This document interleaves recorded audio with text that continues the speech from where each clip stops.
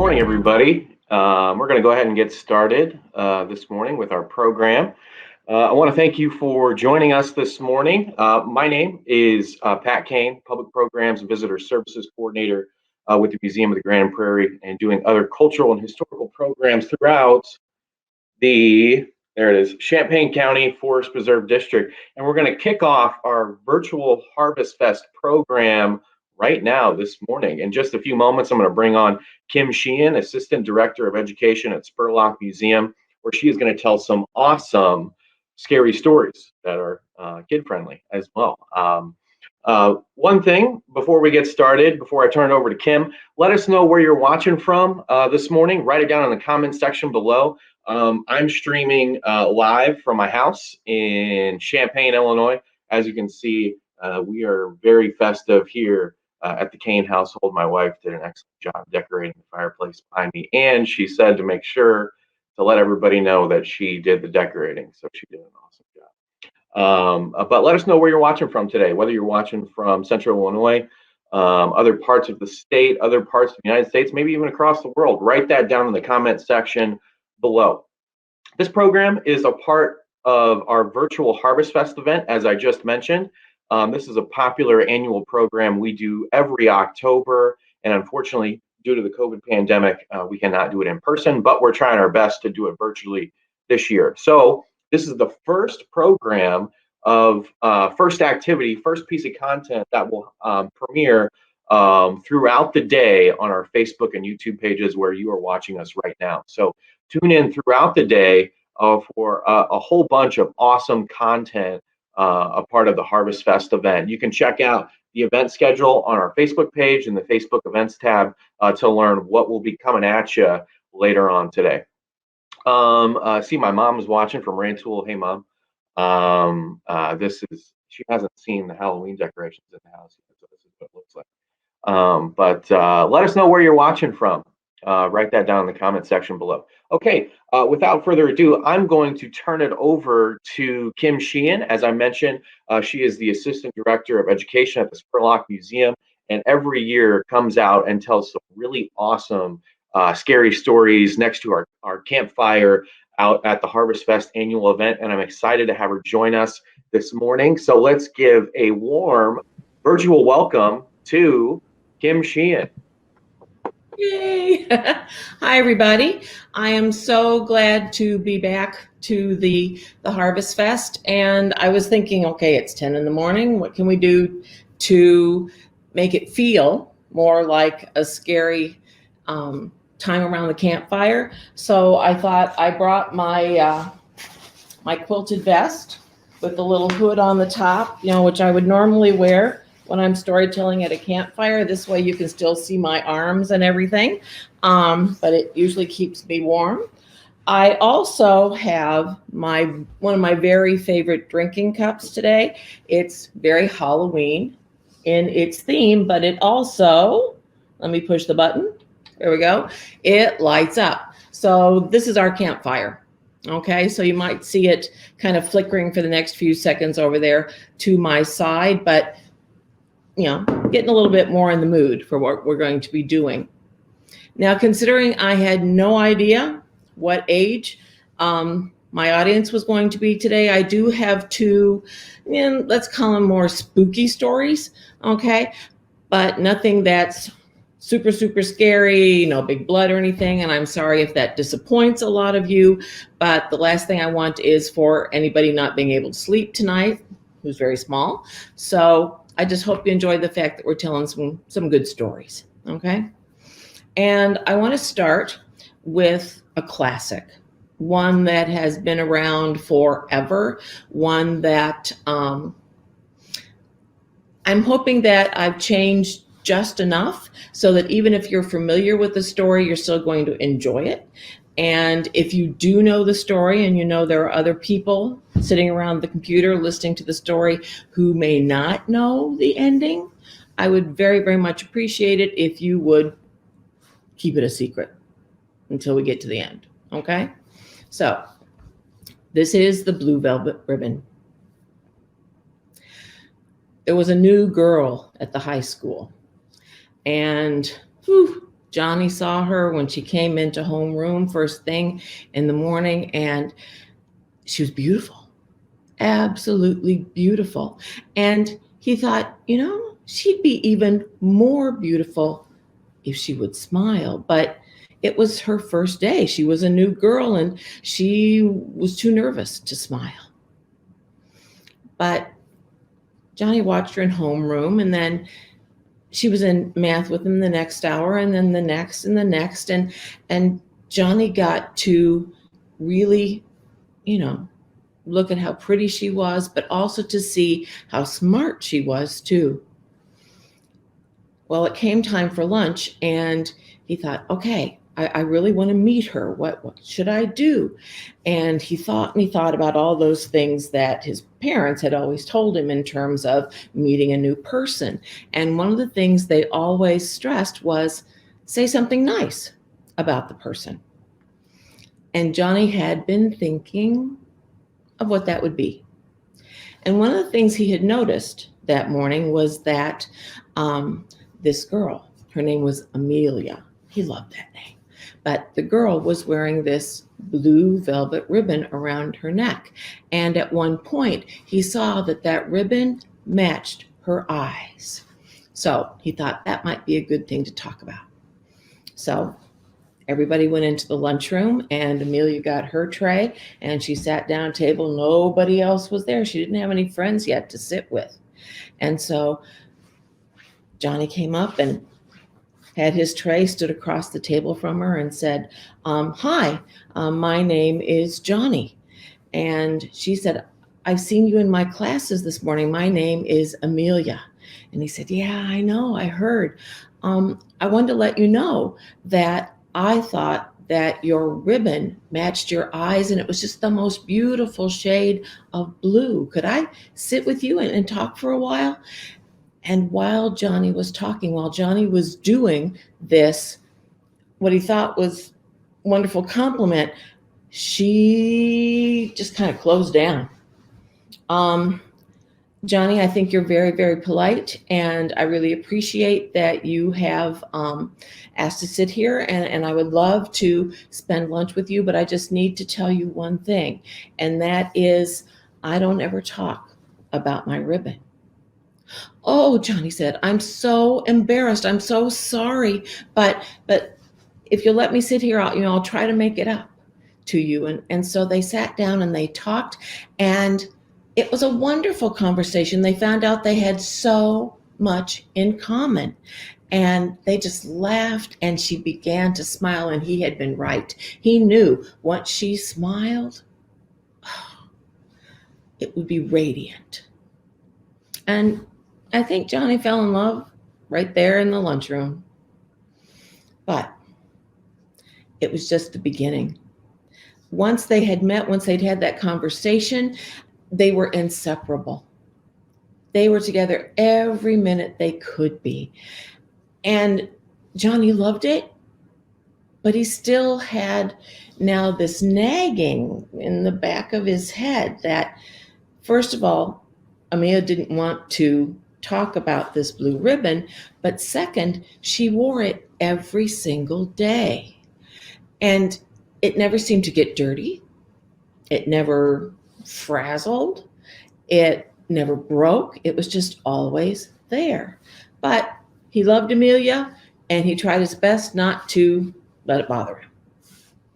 Well, on graduation day from high school, Johnny got down on one knee and he proposed to Amelia, and of course she said yes. On their wedding day, Johnny saw Amelia coming up the aisle, beautiful white gown, and that blue ribbon around her neck. Now, that night, he'd been thinking, Johnny had, that maybe she didn't want to talk about the ribbon because it might be something embarrassing, or, something that you really had to trust somebody to tell him about. But he thought, we just got married. She has told me she's going to trust me for the rest of my life, and I've told her. And so he went up to Amelia and he held her hand and he said, honey, you know I love you. And I hope that you trust me. And I hope that that trust means that maybe you'll talk to me about your ribbon. Amelia said, Johnny, I just can't talk about it. Okay? And it's the only thing in the whole universe that I won't trust you about, but please, please don't ask. All right, Johnny said. I'm sorry, I didn't mean to upset you. No, honey, she said, I just don't want to talk about it. Well, things went really well. And a little over a year after they got married, they had a baby, a beautiful girl. And they were just so happy. And that girl, she had blue eyes, just the same color as her mother's. And one night, the baby was kind of fussing a little bit in her cradle. And so Johnny went over to rub her belly a little and speak softly to her and let her get back to sleep.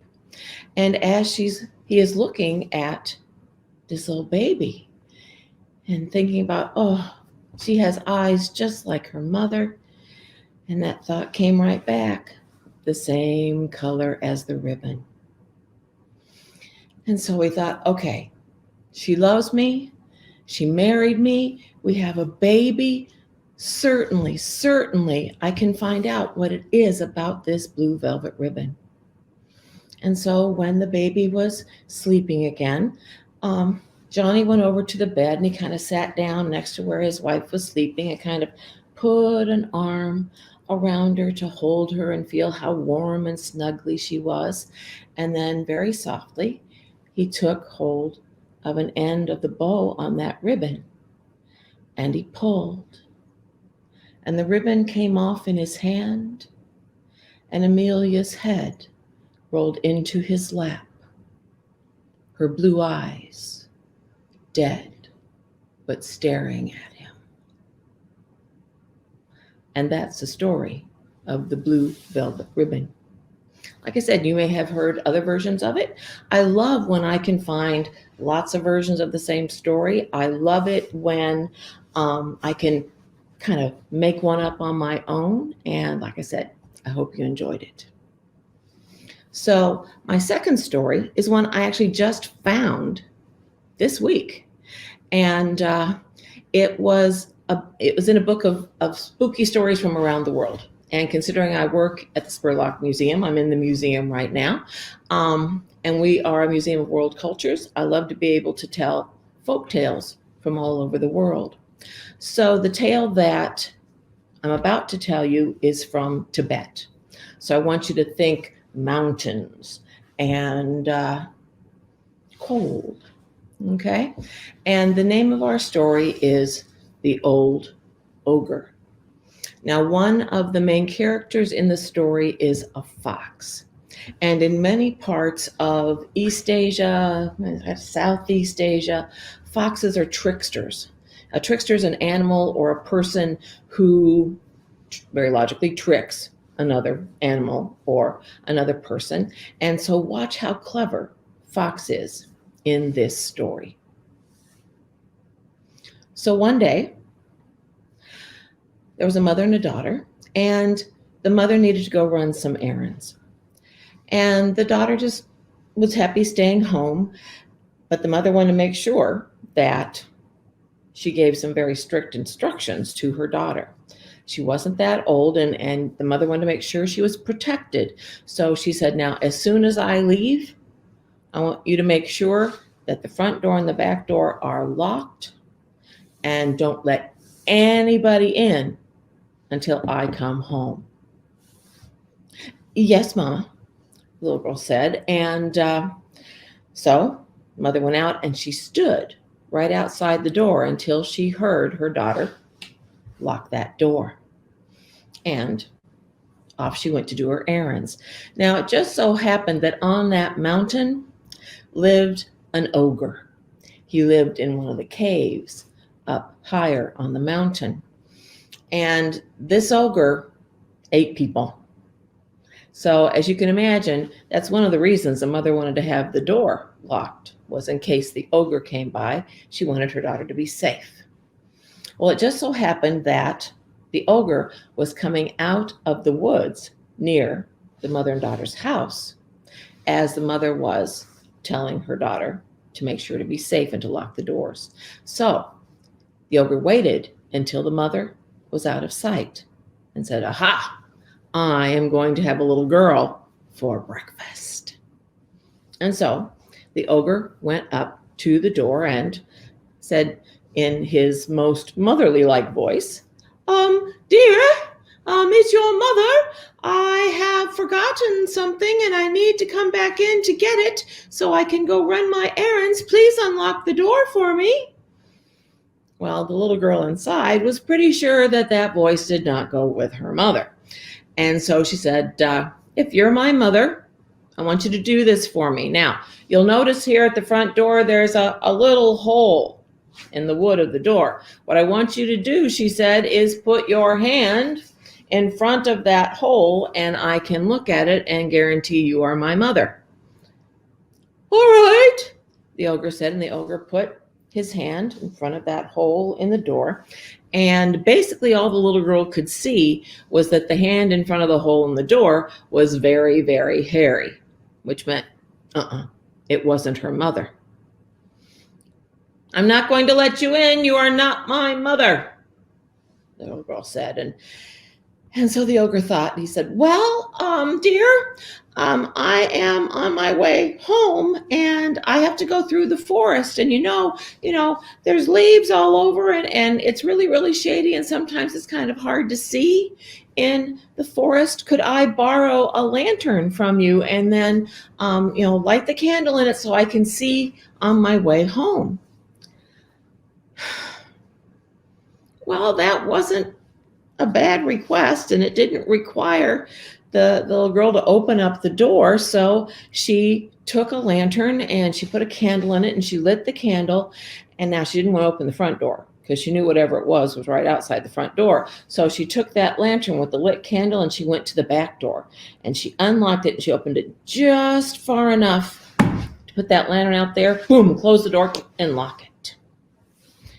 Well, the ogre didn't know it was going to the back door until it was too late, but it was okay with the ogre because the ogre didn't really want the lantern to be able to see in the forest. He had just come through the forest. What he wanted was to take that candle, which he did, and he used the flame to burn off all the hair on his hand and his arm. Dear, it's your mother. Please unlock the door. I've forgotten something." And the little girl went to the door. "Mother, put your hand in front of that hole so I can see you," the little girl said. "Oh, okay." And the ogre put his hand in front of the door in the hole again. And all the little girl could see really was that it was a hand without hair. So, well, that must be her mother. And she unlocked the door and boom! In came the ogre. Oh my gosh, what am I going to do? What am I going to do? And the girl just started, it was a little house, but she started running all around. It's like, what am I going to do? How am I going to get away from this ogre? And she got an idea. And she ended up climbing up into the beams at the top of the house. And it was so high up, the ogre couldn't reach her. But the ogre had an excellent nose, and he started sniffing around the house until he finally sniffed that the little girl was right above him. "I know you're there," the ogre said. "I'm not going to pretend to be your mother anymore. But what I need is for you to tell me this. How did you climb up there?" And the girl thought, what am I going to say? Got it. I got up here because I made a pile of needles and I climbed up that pile of needles to get up here. "Okay," the ogre said. And so the ogre went all over the house getting needles. Now, it didn't make a very big pile, because you don't keep that many needles around the house. But The ogre thought, well, at least it gets me a little bit higher and towards that set of beams there. And so he stepped on those needles. Ah! Ow! Ow! And he sat down and he pulled all of those needles out of his feet. He was so angry. I know you lied to me, little girl, the ogre said. Tell me, how did you climb up there? The little girl thought again and said, I made a pile of cups and I climbed up those cups and that made it so that I could reach the beam. The ogre said, all right, you better be telling me the truth. And so the ogre went around the house, found as many cups as he could, and he went to step on that pile of cups to climb up. But ogres are big. Ogres are heavy. And that whole pile of cups just crashed. Little girl, I am furious. Now, normally, I kill people before I eat them, but because you have made me so angry, if you do not tell me the truth, I will eat you alive. And the girl was so scared, she told him the truth. She said, you'll see there's some barrels over there, and I put a pile of barrels together, and I climbed up the barrels, and that's how I got up here. And so the ogre did the same thing. He got up there. He was able to reach that girl, grab her by the arm, and drag her out of the house and all the way to his cave, where he put her into a sack and tied up the top. Now, when the mother got home from doing all of her errands, what did she encounter first but an open front door? She called for her daughter. She looked all over the house and she realized something bad had happened. And of course, with the ogre living on the mountain, that was the first thing she thought of. The ogre's got her. So she knew it was quite a hike to be able to get to the ogre, and she wanted to make sure that she had plenty of energy when she got there. So she packed a bag of some food to take with her as she hiked up the mountain. The whole time she's like, oh, what am I going to do? How am I going to get my daughter away from this ogre? This is terrible. And as she was walking, she happened to encounter a fox. And that fox looked up at her and it kind of blinked its eyes and it was just looking so sad. And the mother looked down and said, Fox, you look very, very hungry. And so she took that bag she had and she took, a fox-sized meal out of the bag and put it down in front of the fox, and the fox ate it right up.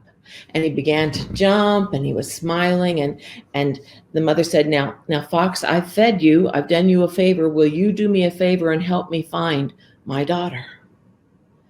And the fox followed the mother as she continued to hike up the mountain, where she and the fox encountered a wolf. The wolf looked very, very hungry. And so very quickly, the mother again reached into her bag and got a wolf-sized meal of food, put it down on the ground in front of the wolf, and just like the fox, the wolf went and ate it all up and looked much, much happier than he had before. So the mother looked at the wolf and said, Wolf, I have done a favor for you. Will you do a favor for me? I think the ogre has my daughter. Will you come and help me get her? And the mother started walking, trying again to find the cave of the ogre and the fox and the wolf right behind her. Now, they found the cave. And that ogre's cave, in front of that cave was a big flock of sheep. The ogre kept those in case he couldn't find a person to eat and he needed something else to snack on. And the mother thought for a second and said, Wolf, this is where I will need your help. I want you to go and I want you to get into that flock of sheep and I want you to scare them and just chase them out of sight. And the wolf did that. He started growling going, and they went into the flock of sheep, and the sheep were like, bah, bah, and they all began running all over the place, and the wolf was chasing after them and chased them out of sight. Now, the ogre heard all of this noise, and he came out to see what was going on. Now, when he got there, he saw his sheep were gone, and really the only thing at the entrance to his cave was this fox. And the ogre was very unhappy at this whole situation and began to chase the fox. Now, that fox was little, but boy, he was quick. And the ogre just started chasing him everywhere. And the ogre just got madder and madder because the fox was getting away.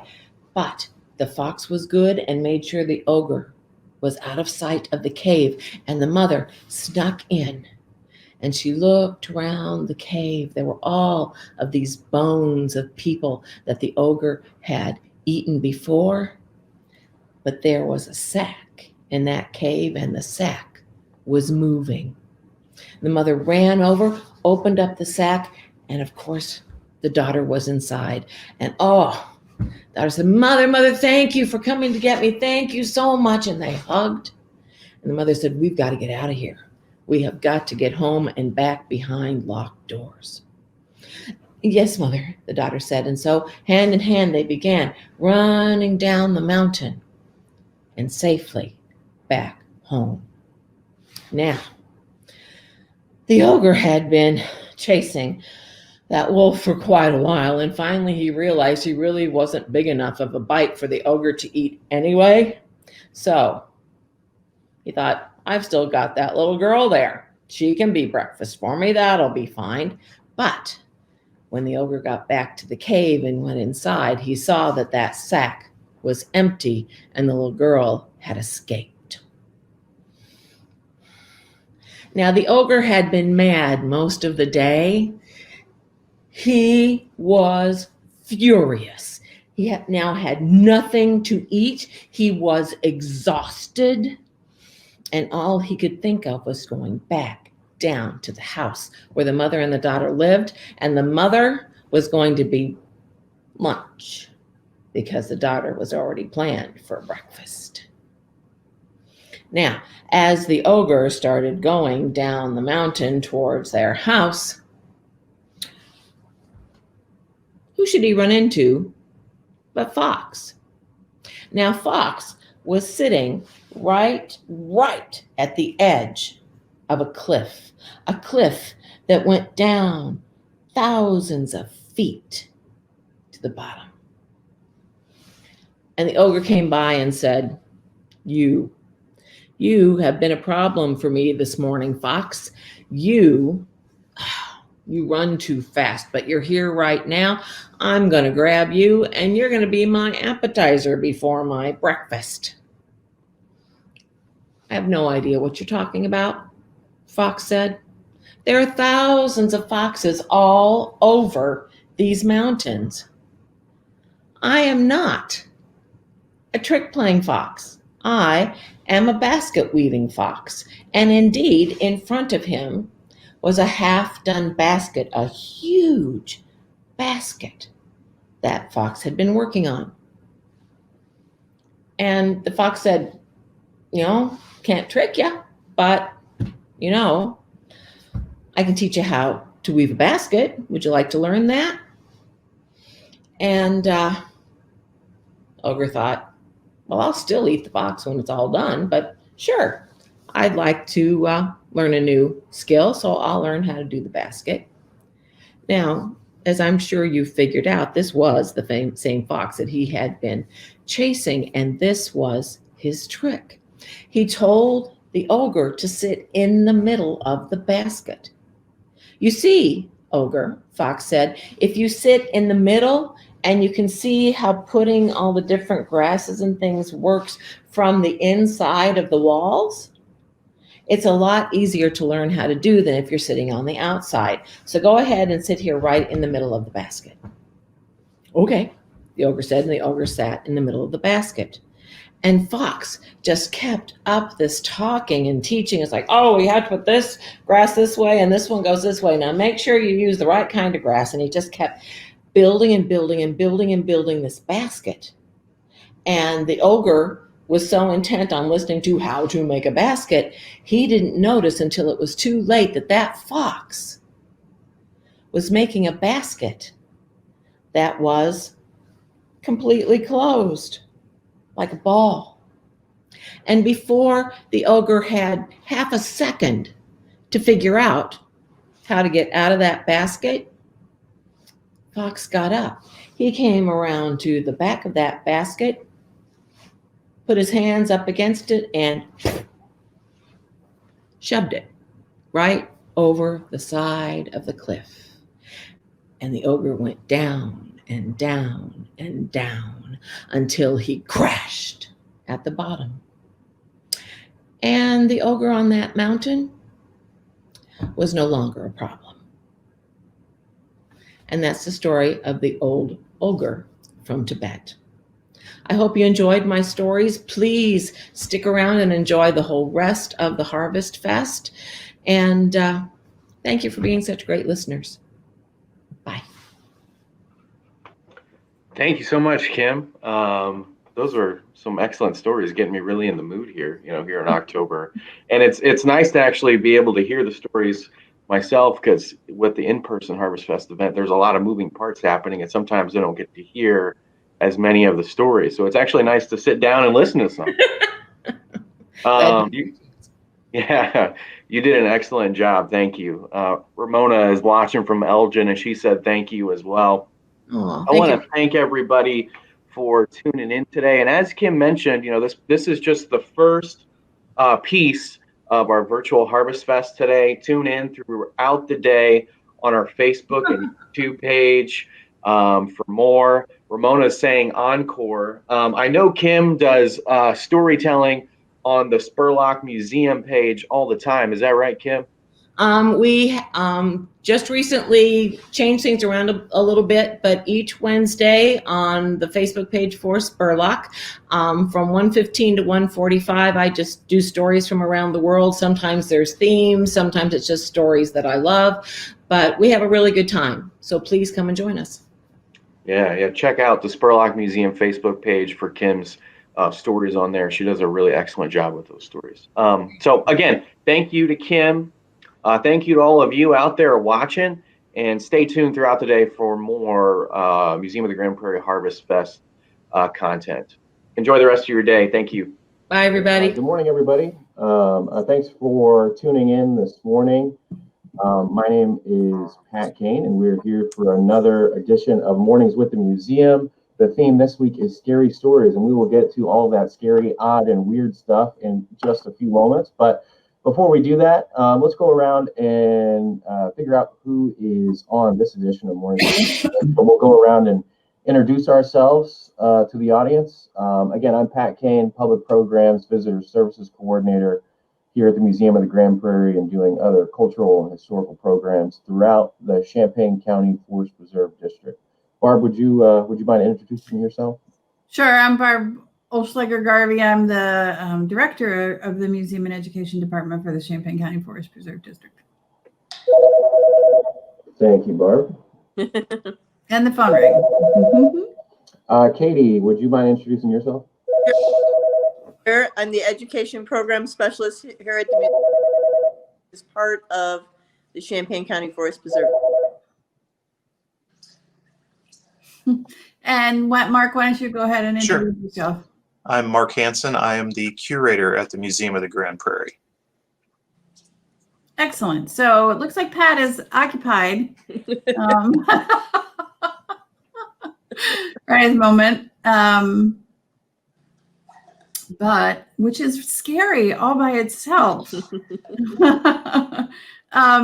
But we're going to tell you some stories about our artifacts today, and we're going to tell you some stories about scary stories in the area, and you will be really spooked. Okay, go ahead. I think he's back. That is back.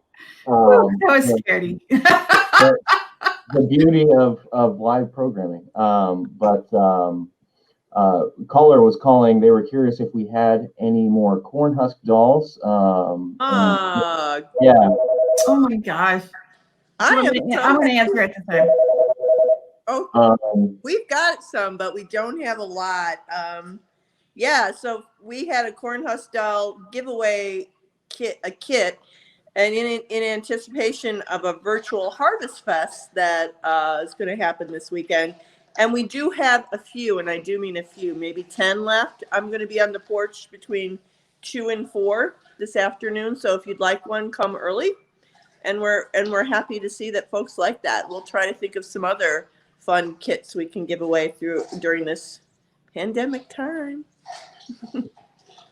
Thanks, Katie. Thanks for taking the phone too, Barb. There was no one there. Talk about scary. Thanks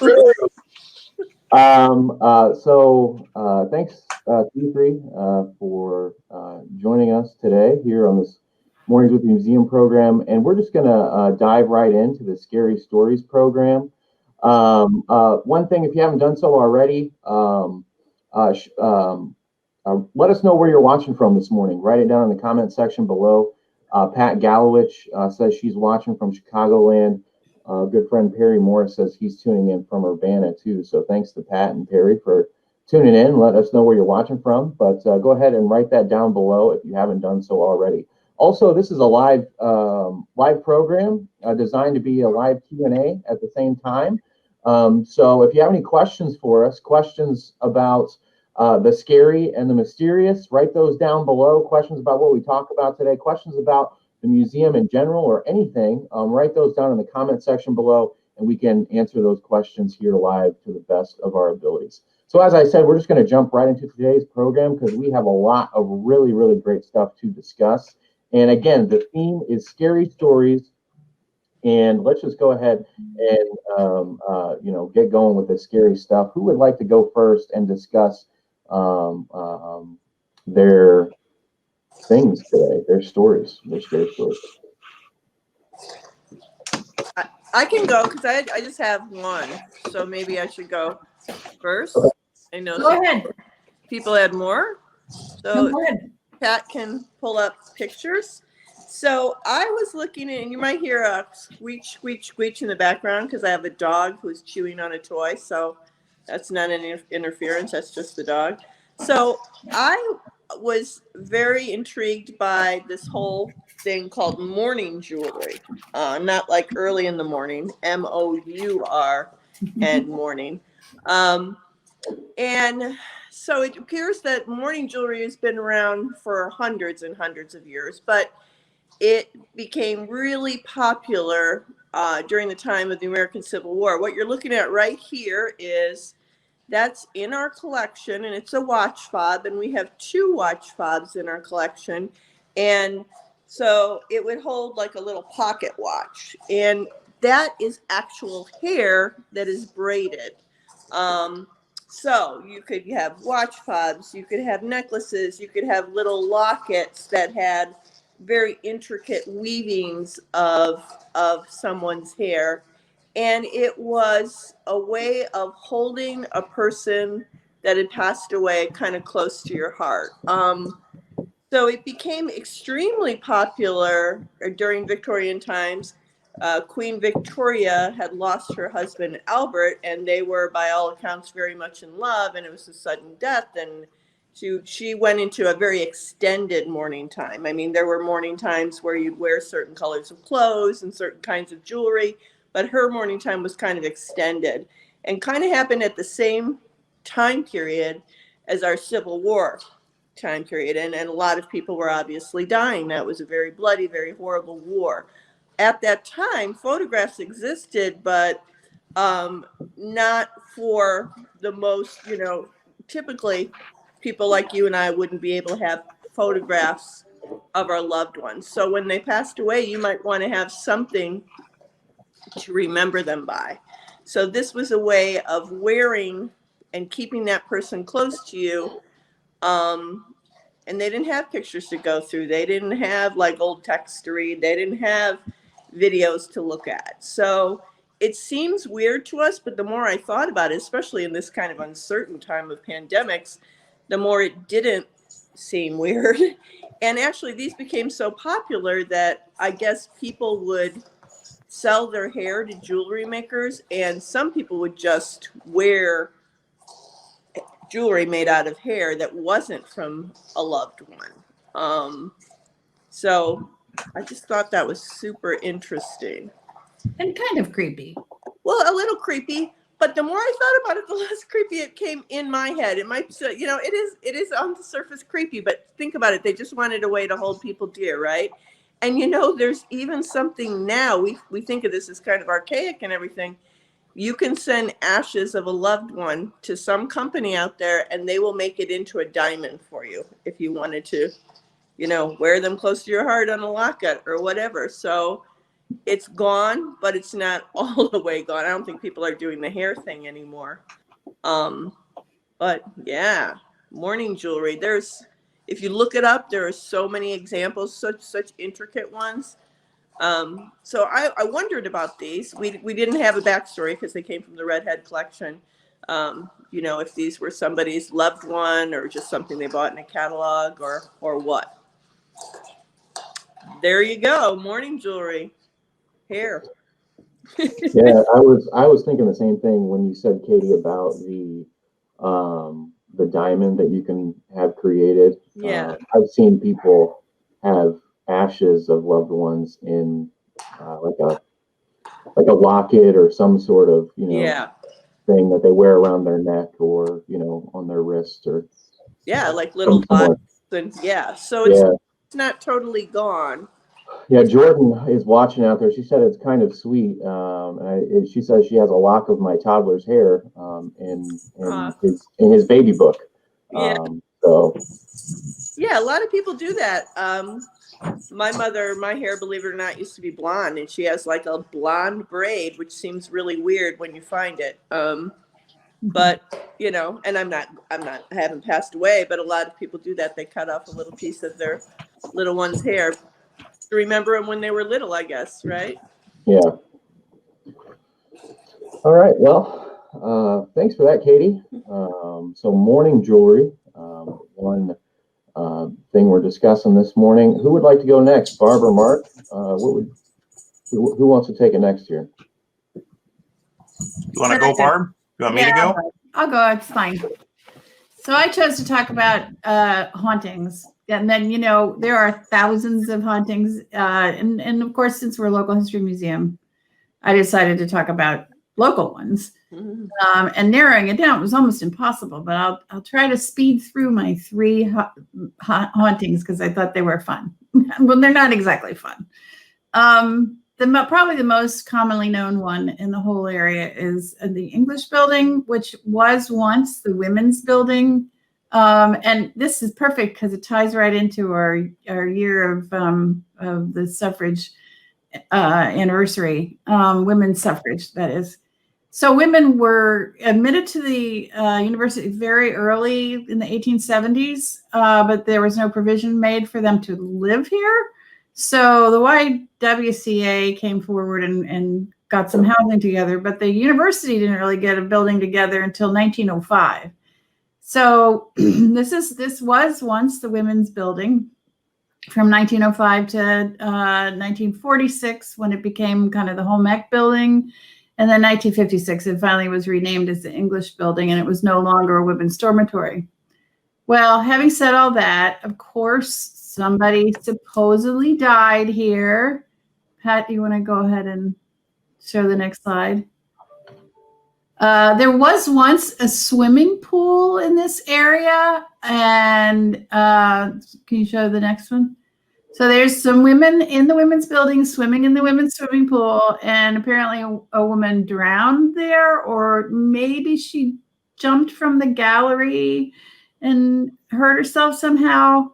But anyway, and of course it was over a broken love affair. So so people have said ever since, although there's no evidence anywhere of this woman's suicide in the newspapers, for example, but then the university used to hide stuff like that too. So who knows? But every kind of haunting you could possibly imagine has been reported. So cold spots, the lights turn themselves on and off. You see shadows of people walking down the hall. Doors closed and open themselves. And of course, people have heard a woman scream. So be careful if you're going to take an English class at the University of Illinois, because you never know what will happen. One of them even was a penny falling from the ceiling for no reason at all. So there you go. That's the first haunting. The second one is a little bit more explainable. This is the First Presbyterian Church in downtown Champaign. And I love its address. It's on the corner of Church and State. Ha ha ha. In downtown Champaign. It's the oldest, actually the oldest still existing church in Champaign County. And it was founded in the 1850s. And by the 1880s, there was supposedly a haunting there. So a group of young boys first reported the haunting. They saw a ghost. Repeatedly, night after night, they saw a ghost. They ran home, they screamed, they told their fathers. The fathers would come out and look for the ghost, and there was no ghost. Finally, after weeks of this, a policeman caught the ghost, and the guy he was a man dressed up in a white suit, a white sheet, and he admitted that he was annoyed with his own son, and this was a way to take revenge on him. So not all hauntings are real, apparently. that was my second favorite one. And then this is the Urbana Courthouse. So it was recently renovated, and it still has this beautiful tower. The tower was renovated too. But in 1905, it was a brand new courthouse. It was only a year old. And in the Urbana Courier, there was an article that said, tells a gruesome tale. And what was happening was the elevator was running by itself. It was going up and down by itself. The sheriff was convinced that the new building was haunted. And the janitor decided it was because the elevator was right on the spot where someone had been hung 8 years before, because there was a courthouse here before. It was just a different courthouse. And I just wanted to quote to finish this out, I just wanted to quote the article because it was just great. It has made several trips up and down the shaft with no one to start or stop it. It was one of those kinds that takes a lot of elbow grease to run, so it can't really do this by itself. So you have to know a little bit about turn of the century elevators to figure out that it really couldn't do it by itself. You had to hold the button and hold it down in order for it to move. Mm-hmm. But was it a ghost? Was it mechanical failure? Who will know? Not now. Those are my local hauntings. That's interesting, though, like from a cultural standpoint, how they went to haunting so quickly, Right. Oh, yeah. Well, and I mean, if there weren't too many hangings in Champaign County.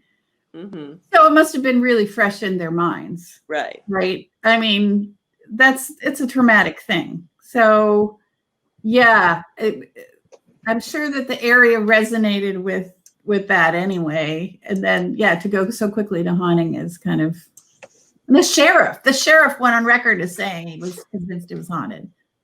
Somebody with, big stature within the community says that, then a lot of people are going to follow, Yep.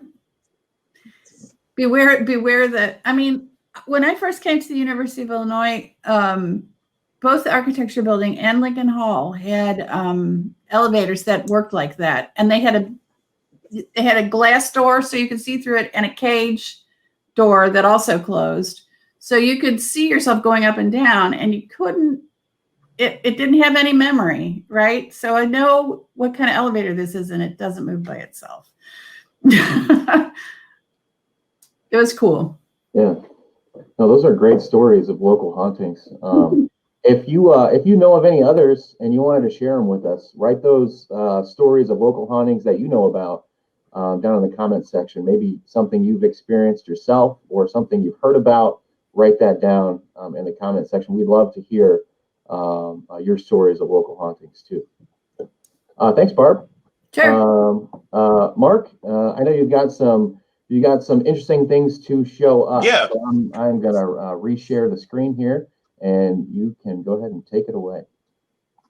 Yeah, so I picked 3 artifacts that are not so much about hauntings, but are a little perhaps gruesome and mysterious and perhaps odd. The first one is this artifact here. This is actually a surgical instrument. It's called a trephining saw.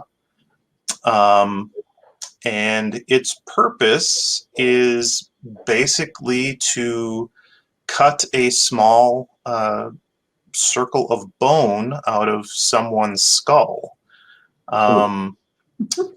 Trephining is suspected to be, well, it's one of the oldest, I guess what we would call surgical procedures that archaeologists find in the archaeological record. They find examples of trephining going back 7,000 years. This saw actually has a pretty interesting story behind it. It was purchased by the first doctor to live in Tolono, Illinois. He got his medical degree from in, I think, New York State. And then after he got his medical degree, he went to Paris, France, to study more and sort of, become a better doctor. And while he was there, he bought a set of surgical tools. And this was one of the surgical tools that he bought when he was there. After he came back from France, he and his wife moved to Tolono, where he practiced, I believe, until 1900 or thereabouts. After his death, his wife gave his surgical equipment to another doctor in Tolono, who, after his death, his wife gave these same tools to another doctor in Tolono. And then after that doctor passed away, his children donated this set of tools to the museum. So this tool is probably dates to around 1855. So Civil War vintage, getting into that time frame. And believe it or not, there are quite a few doctors' case notes from the Civil War where they actually talk about trephining on wounded soldiers during the Civil War. They are incredibly graphic. And even in the Civil War, it sounds like doctors realized that drilling into someone's skull was probably a last resort.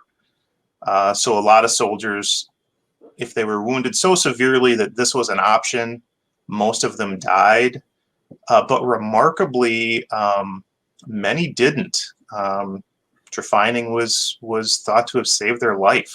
So sort of a barbaric, gross thing that seems to have at least saved some people with a great local story. So trephining saw.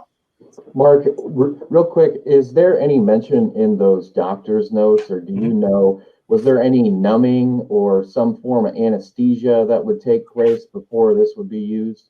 Probably not. Most of in the reports that I've read, these folks were in such a bad state that they were either unconscious or, so they don't really talk about anesthesia as we would hope there would be anesthesia today. That's not saying there wasn't something, but they really don't talk about that. Gotcha. Just curious. Yeah. Okay. All right, what do we have next, Pat? Ah, yes. So this is a lovely horsehide coat, probably from the late 1800s, early 1900s. It was donated by a local Champaign County family. What's interesting about this coat, I mean, we hear a lot about horsehide robes in sleighs and buggies during the winter. Well, this horsehide coat supposedly was made by the donor's, I believe, great-grandfather. And it was made from his favorite horse. His favorite horse died, and so he decided that it would be great to have a coat, a hat, and a pair of gloves made from his favorite horse. The hat and gloves no longer exist, but we have the horsehide coat. This wasn't homemade. It was actually sent to a company. There's actually a tag in the back, you know, where they made the coat. And one of the interesting features, and I'm not sure you can see it on the, if you're looking at the photo on the right-hand shoulder, the horse's eyelashes were also incorporated into the coat, and they are they appear to be little fringe on the shoulder seam of the coat. So yeah, So the horse is always looking at you. the horse is always there. It's actually a pretty big garment, and it's heavy. I can't imagine wearing it, but they must have been sturdier folk back then. Yeah, the last one. This one is just sort of a mystery. So this was donated to us by a family who came to the area from Ohio, first settling in Sydney and then later settling in Philo. The patriarch of the family had this lock, and it always sat on a windowsill in the shed out back of the house. The family remembers this lock always sitting there. It was always locked. Was never talked about, but the patriarch always had the key with him and would never talk about it. And when he died, he wanted to be buried with the key to this lock. And to this day, the family doesn't know what the significance of this lock was, other than it was never opened. It always sort of had a place of reverence. And at the gentleman's death, he took the key to the lock with him. So, little mysterious. Buried with his secrets. Yep. Ooh. I think I'm going to now. We have a Maltese Yorkie. She's a very tiny dog. She weighs about 8 pounds, but get ready for some gloves, maybe a scarf, maybe a hat to continue to honor her once. Oh, I hope Catherine's listening. You're going to be in trouble. There you go. Hopefully that's not for quite a long time, though. So. But there again, thinking about the coat, sort of with what Katie was talking about with the jewelry.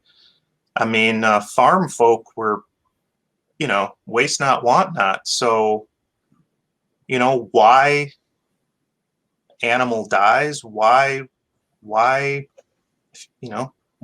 it? You can make something out of it.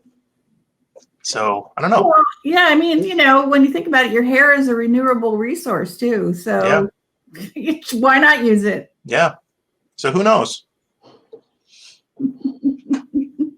Eyelashes. And we all know that from the pandemic that we just keep growing hair and not getting it cut. So. Put it to good use. Yeah. Alrighty. Well, thank you three, for the mysterious, the odd, the weird things discussed today. As I mentioned earlier, if you have any odd stories of hauntings that you would like to share, you can write that down in the comment section below. Keep the conversation going. But I want to thank Barb, Katie, and Mark for joining us today. Thank you for watching. And until we meet again for another Mornings with the Museum, check us out on all of our social media pages. Visit museumofthegrandprairie.org or the Champaign County Forest Preserve District website at ccfpd.org to learn a whole bunch more. But take care, everybody, and we'll see you again soon. Have a creepy Halloween, everybody. Don't think about sharpening saws at all.